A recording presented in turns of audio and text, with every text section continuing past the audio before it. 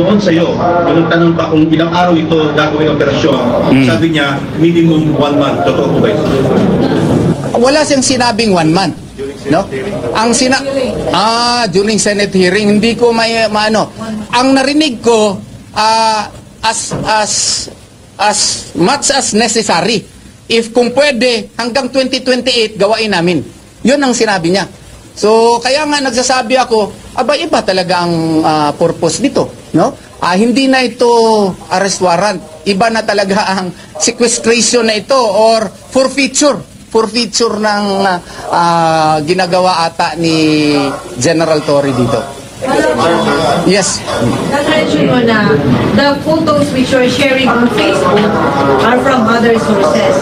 Can we now directly say that the presentations, the photographs, and the videographs are all second-hand information given to you, which you gave to us? It's the person who sent to me was there. Okay?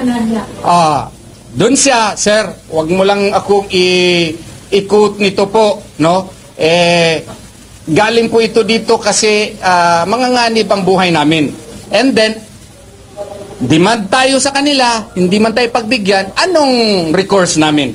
Whether this is first hand, second hand, third hand, fourth hand, fifth hand, if you are on our side, we would be forced to do that if only to secure the clearance from the PNP to please allow us to check. And the fact that they are preventing us from doing that is proof enough that it may be or it is happening in fact. He was telling us that this time the police operation should be done in accordance with the terms of the police because for the past 11 days, you control, you set your terms. Ma'am, note on August 24, it was shown on TV. No? We will conduct the search whether you like it or not on our terms. Okay? On our terms. And when they indeed went here, no? Nobody could prevent them. How can we say that it was on our terms? I was even prevented on the first day, around 10 o'clock in the morning in going to the hangar. No? And then thereafter, even the executive head, Sir Marlon Acobo, was even prevented in going there. How can we say that it was on our terms? No? Since day one, they have been conducting the activities here on their terms. No? So it is untrue that they are conducting their search on our terms. That's a blatant lie. Very confident. It's under the Kaya nga eh. Oo. Even natutulog na yung administrators natin, ilang klase na yung party nila. Maski alas 10 ng gabi, ma'am. Hindi namin maintindihan bakit, sila. Tapos alas 10 ng gabi, conduct na naman ang search. Anong klase ito? Bakit paggabi, malakas sila na mag-search? Alam niyo naman paggabi, yung mga babae na mga miyembro, nakadamit na ng pangtulog. Ang duda namin, baka rason para makapipingtam itong mga pulis, no? Oh. Wait, the ladies dormitory are all members of WCD, right? Mababae daw. Hindi po yun ang nangyayari. May mga taga-WCD. Meron. Pero karamihan na po mga lalaking pulis. Oo. Kaya nga very highly questionable. At saka kung magkanda ka ng search, bakit gabi? No, alas 10 na morning nagakanda ka, hapon nagakanda ka, tapos may lal. Ngayon may lal. Oh, gagawin nila ito mamayang gabi na naman. Oh, tama ba 'yan?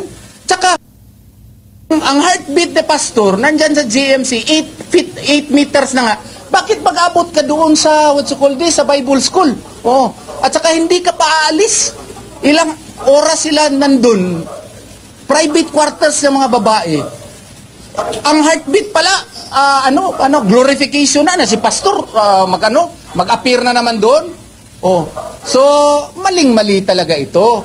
Sana maintindihan nila na 11 days na. Wala talaga si pastor dito. Oh, iba na itong ginagawa dito. Iba na ang agenda dito. Hindi na, service of warrant of arrest. Iba na.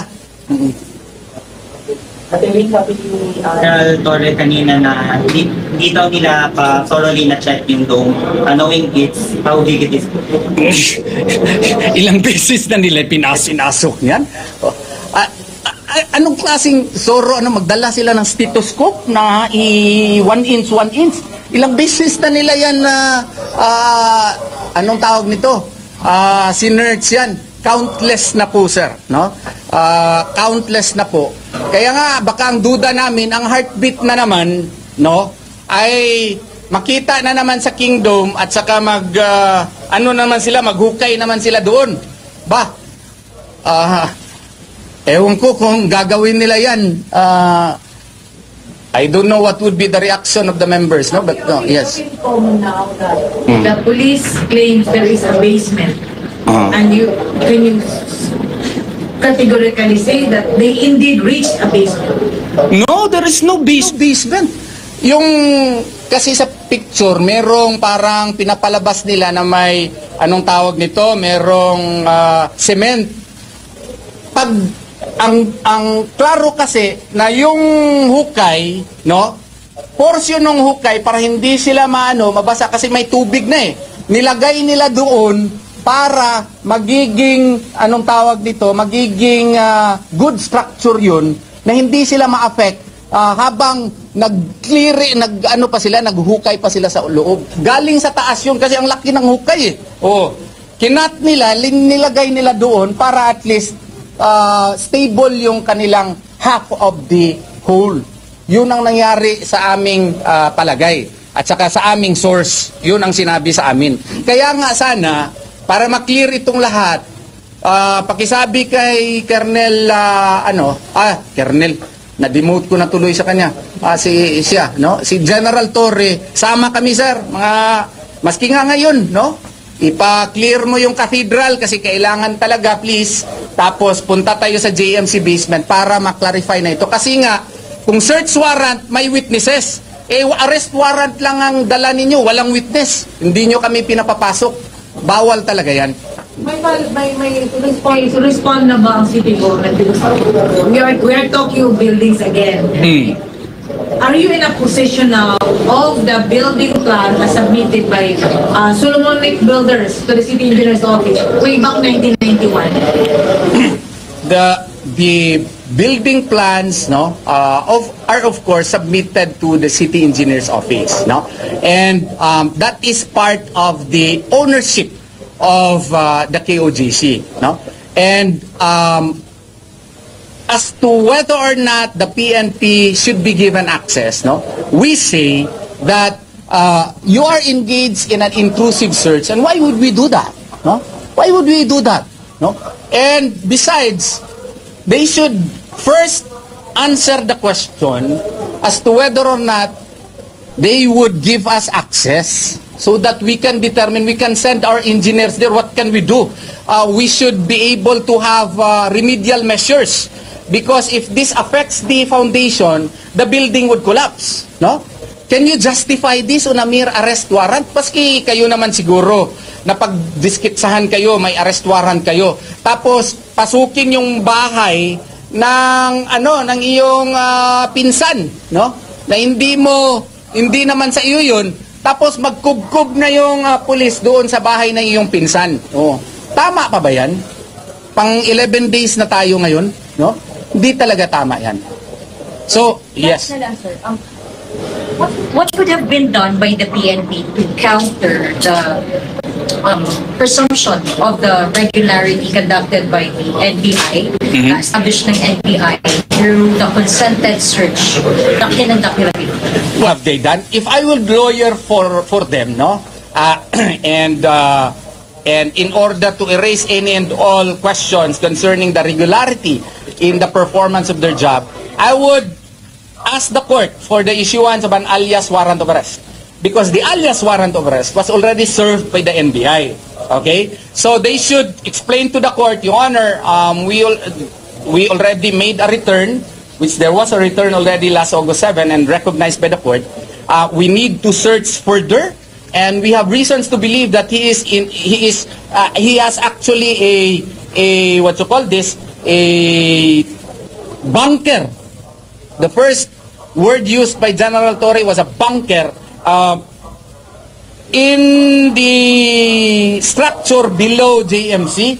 And can you please, they should execute affidavits to that effect and prove to the court so that they can be issued a search warrant so that they can conduct the necessary drilling to that effect. So right now, what are your worries? My worries is the collapse of the building and continued violation of the constitutional rights of the members of KOJC.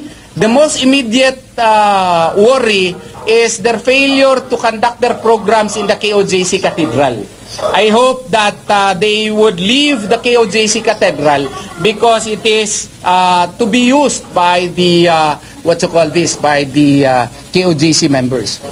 Tingnan mo nga alam nila na nagkakandak tayo ng press conference. Sinasadya na ipi-play nila yung tape messages ni General Torre para hindi marinig ng mga tao kung anong sinasabi ko. Ganyan na ang PNP natin ngayon ay hindi naman yung entire PNP, yung general lang, General Torre lang.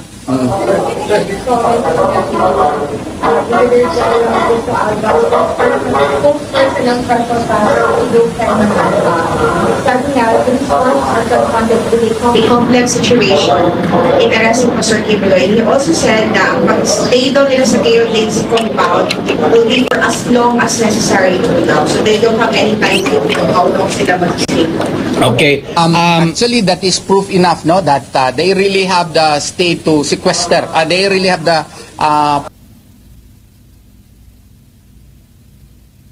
sequestering and forfeiting this property. They have jumped the gun upon the courts, no? And this is not a complex issue. Serving a warrant of arrest, if you just follow Rule 113 of the Rules of Court, is very simple. If you see the person, you arrest him. That is not a license to conduct intrusive search as against other persons' properties. No, it is only some members of the PNP and probably their higher ups who are making the issue more complicated. No, so that is my view on the matter. Sir, di ba may na kayo na PRO? What happened to that? I would not comment on that yet. That is an ongoing matter, no? Because if I comment on that, our moves would be revealed. Okay? Sir, kukunin daw yung mga cellphone ng mga taga-simbahan sa loob. I hope that... illegal, sir? No. Even cell phones daw, subject to... Cell phones, sir, and cameras. Cell phones and cameras, I hope they will not do that because that would constitute robbery if there is force, no? Or theft if they would do that, no?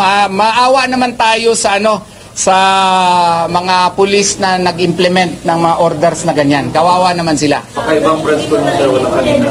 Hindi sinabi kanina, sir. Wala yan, sir. Okay. Kaya nga sabi ko sana hindi totoo yan kasi if that would be done, if there is force, kawawa naman yung mga pulis na mag-implement niyan. Sir, doon sa mga sasakyan kinuha nila, sir. Do you have legal actions? Of course, no? Kasi ganito yan, ha?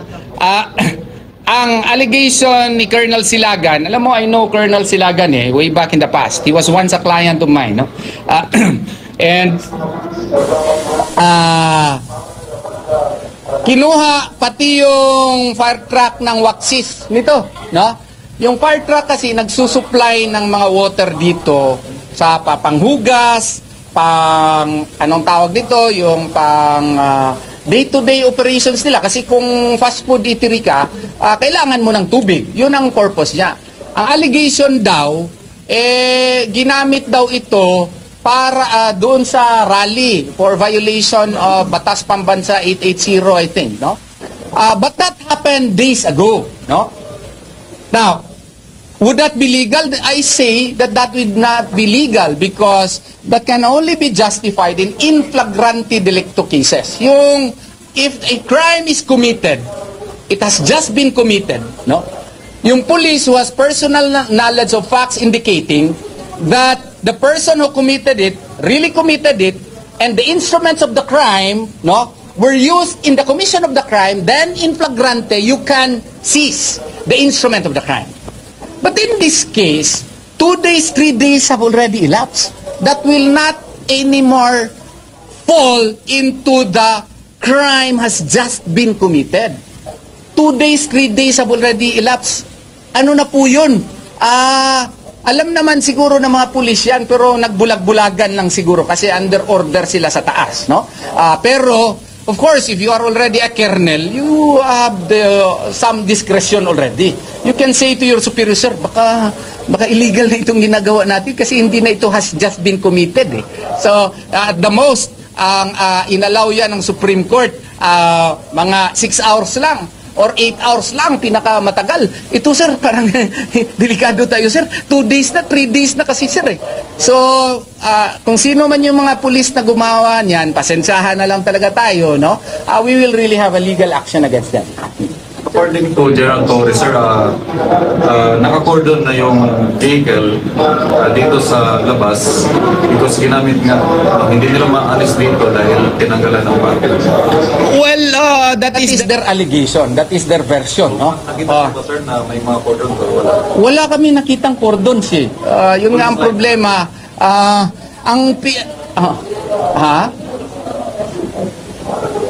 May pulis. Pero wala akong nakitang cordon, no? Wala akong nakitang cordon. Tsaka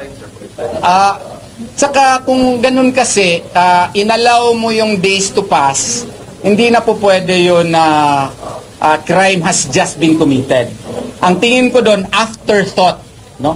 Afterthought, ay pwede pala natin, harasin pa natin sila para magalit sila at maka-aresto pa tayo, kunin natin yung sasakyan. Mga ganon siguro ba? Yun ang tingin ko. No, afterthought yun. Kakali like crime, anong crime? Kidnapping. Kidnapping. Of course, that is owned by another and you wrest it from his ownership and or possession. All the elements of kidnapping are present. Attorney, with the incident operation, kumusta po yung ating KOJC members and especially din po yung sa classes natin sa GMC? As to KOJC members, they're downtrodden. Of course, they are frustrated. That is why I would like to take this occasion again. If some of you have been, bad-mouthed or my apologies again kasi hindi ko talaga sila ma-control lahat, no? Although nagpalabas na kami ng statement na sana hindi natin gawain yan sa ating mga members sa media, pero hindi mo talaga makontrol yung iba, na iba yung feeling lang kasi nakikita nila sa news, no? Iba especially yung dininay na merong tear gas. Ang daming picture at daming videos na while the tear gas operations were being committed, yet not one media outlet has shown it, and they even took the story of the PNP that none was done, no? So nakaka-frustrate ng members kaya yung iba hindi na makontrol yung emotions nila, no? Pero sinasabi ko pa rin, mali pa rin na i-badmouth natin yung ibang members ng media. Kasi malay mo, ni-report nila, tapos pagdating doon sa taas, hindi in-air din yung version natin, no? So, wala tayong magawa dyan. As to the students, no? May klase nga ako ngayong gabi. So, ang gagawin namin is, nagpalabas na ako ng memorandum po na online muna kami. Online method. Sir, saan na kayo pwede pumasok? Pinagbabawalan ng Police to JMC basement, cathedral, yan. Bawal. Yung bawal talaga. Bawal talaga. Definitely you could not go inside the cathedral. Definitely you could not go inside the JMC basement and some of the rooms of the JMC basement. Definitely you could not go into the lawns because that has become their and some of the structures which they have turned into boarding houses. Okay. Attorney, kahapon may pagsawa ang kapulisan. Then 60 police women ang kasama ni General Torre Unit may intervention umano na ginawa ang KOJC na 10 lang ang pinapasok sa building para Hindi ko ma-confirm yan. Hindi ko ma-confirm yan na na nangyari yan, no? Saan ba yan na nangyari? Hindi naman sa building yata yung may mga nakita mga batang babae. Note that at the end of the day, the property is still owned by KOJC. Okay? And according to the civil code, the owner has the right to assert his ownership even if there is an arrest warrant. The fact that they were allowed to enter is proof enough that we are cooperating. As to the number, of course, it's just a structure. You would allow 60 people to go inside, no? If that happened, that is still within the bundle of rights of the owner, because the owner is the owner even if you have an arrest warrant. You could not dictate upon the owner what to do in that case. If General Torre insisted, then that would be grave abuse of authority. Any specification, attorney, sa plano yung charge sa PNP or kay General Torre or PNP Chief regarding yung nasabi niyo na criminal charges or civil charges? Iho, medyo matagal na po akong abogado, no? I am really not in the habit of what you call this, especially in so far specification of actions to be made. Hindi po ako nagte-telegraph ng aking actions, basta meron po. I hope you understand. Yeah. Are you worried about this, General Torre, about yung mga rooms na nag-mention? Because may mga, it's some sort of human trafficking. When we ask it, do you believe it's a part of, do you think gagamitin niya yun against? Ginawa na nga niya yun, if you remember, on the first or second day of the incident, no? Meron daw mga victims ng human trafficking na may na-rescue daw sila na dalawang members, nasunog sila dun, no? Nasunog sila kasi nakita niyo naman, na-interview niyo yung alleged victim, 51-year-old, no, na matagal ng miyembro dito.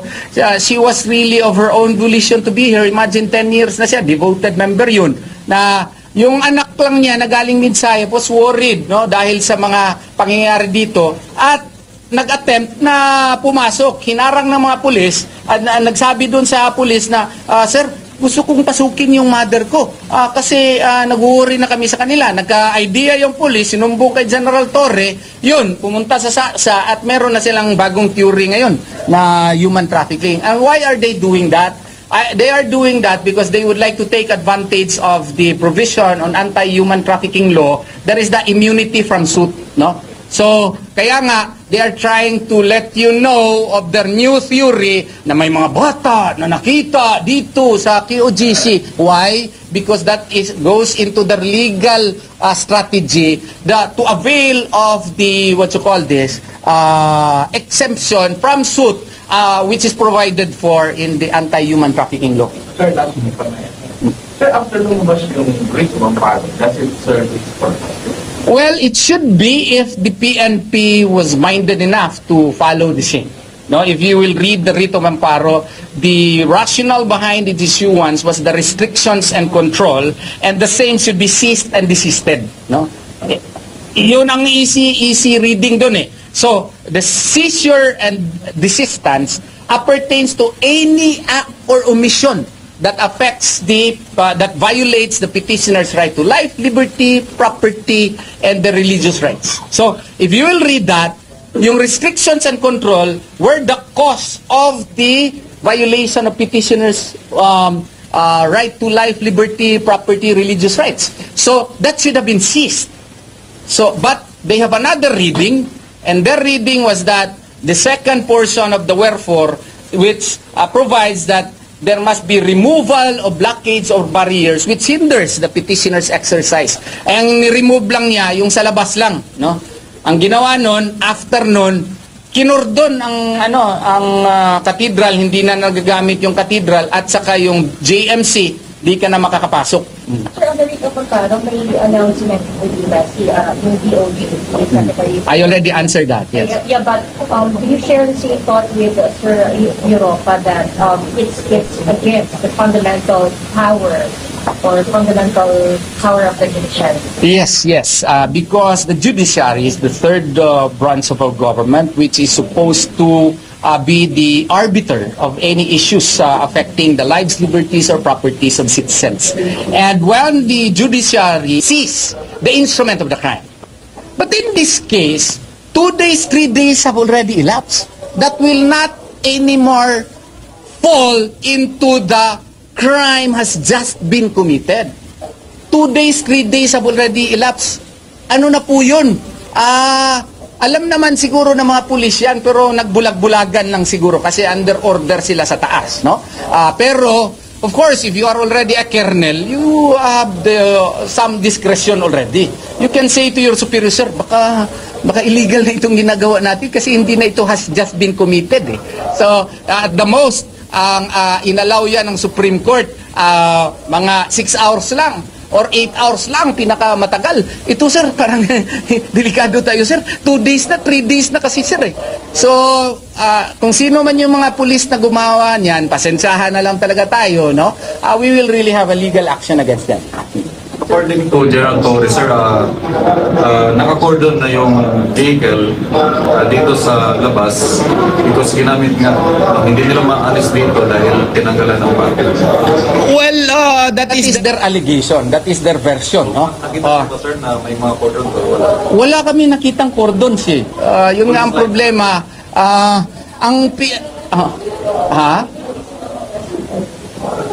May pulis. Pero wala akong nakitang cordon, no? Wala akong nakitang cordon. Tsaka